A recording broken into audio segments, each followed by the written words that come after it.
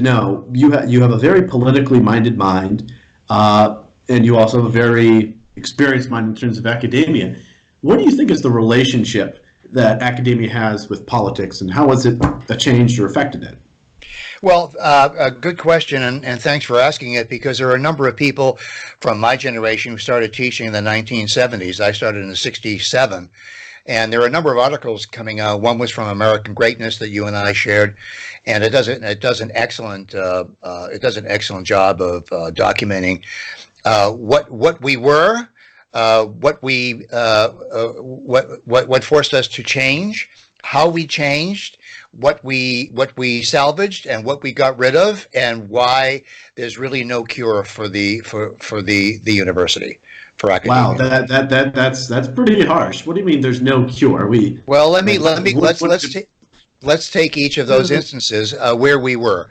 The article does a good, refreshing job to suggest that those of us who were educated prior to 1972, who got our graduate degrees in the '60s, the late '60s, we were taught logic, we were taught grammar, syntax, diction, and articulation. We were taught science, we were taught art, music, history, and certainly philosophy. So we're taught all those things nowadays. No, you're not. No, you're not. You're not taught them with the same metrics. And there's the point. First of all, in some cases, in 1972, after the Kent State riots of the late '60s, during the Vietnam War, when I think it was 5 students were murdered by the Kansas National Guard, who were the students were protesting the war, and some jackoff fired his gun, and it started the others firing their guns, and it was a mess. It was a real mess. And anyway, so after that, it was decided that the Vietnam War was so horrible, was such a blemish on American culture, American academy, that the only voices outside of government that were opposing the war were academics. And I was one of them. I was one of those people. So we became radicalized. We were the old social justice warriors, if you want. No, seriously, that's why I understand them. But unlike the new social justice warriors, we kept logic and evidence and science and art and history and philosophy. We didn't blame those things for the problem. We use those things to identify the problem and identify the solutions. That is what has been changing. That's what changed. And once the children of the hippies became professors and took over departments, whole departments were taken over by I keep using the word Marxist, but I have to use it because there's no other word. Marxist professors who then turned on capitalism culturally.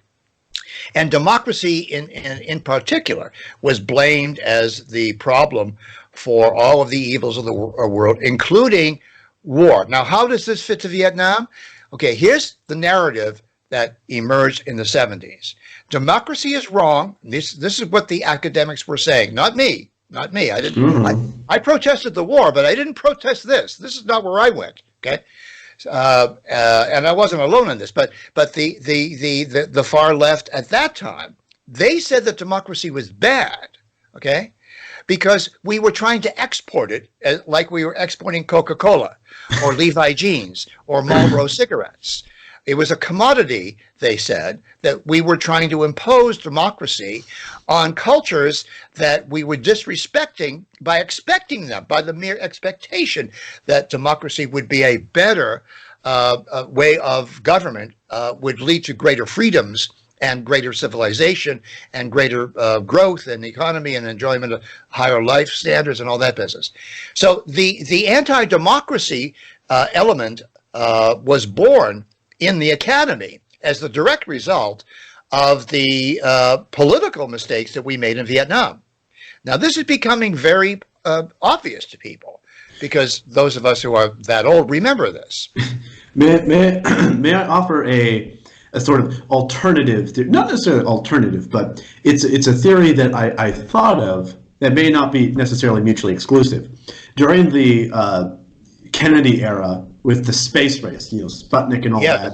There was Yes. a shifting gears from liberal arts and a liberal arts education to STEM, science, technology, engineering, mathematics. What I mean, what a lot of people like to say, oh, we abandoned education. No, we didn't abandon it. It's just we emphasized STEM over liberal arts. And all the smart people who normally would go to, spread themselves out among all the disciplines, all the smart people focused in on the STEM track. And that was great because we won the space race. We got a bunch of cool toys from that.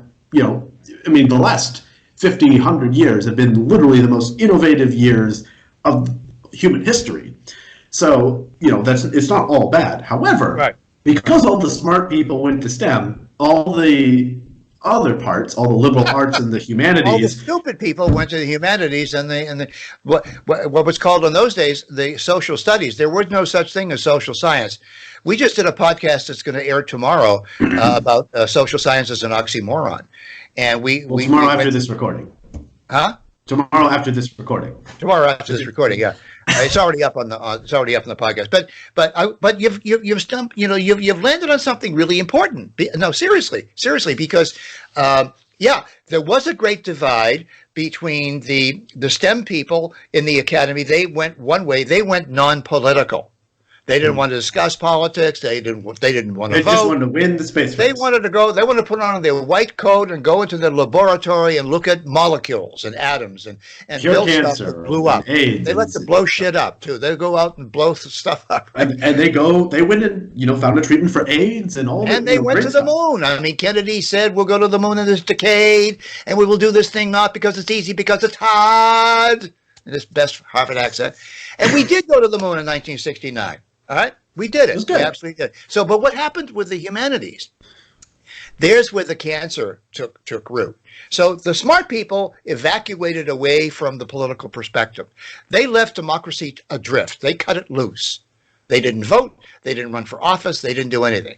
And they didn't mention it in class. They didn't discuss these things in class. They felt this was terrible.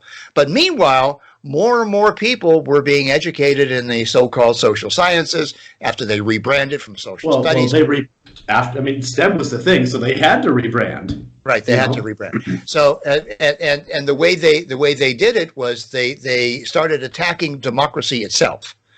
And they attacked democracy because capitalism was evil. See, this is the way Marxist culture actually is a battering ram to restore Marxist economics. Mm-hmm. Right? Which is the ultimate goal. Marxist economics has failed wherever it's been implied instantaneously. So what the academics figured out in the 1960s was, okay, let's not talk about economics anymore because everybody knows it's bullshit. So let's talk about Marxist culture. Everybody's equal. Everybody has the same outcomes. Everybody, anybody can identify with whatever they want. All this crap. Math professors, chemistry professors, physics professors, and biology professors that are cultural Marxists. Well, that's the way things are, but nevertheless, the fight still goes on. Thank you for this great conversation. And folks, if you want to keep conversations like this going, please share this video. Also, we'd really appreciate it if you donated via PayPal, or especially if you became a monthly contributor to this podcast. We really appreciate you guys. Thank you so much for listening.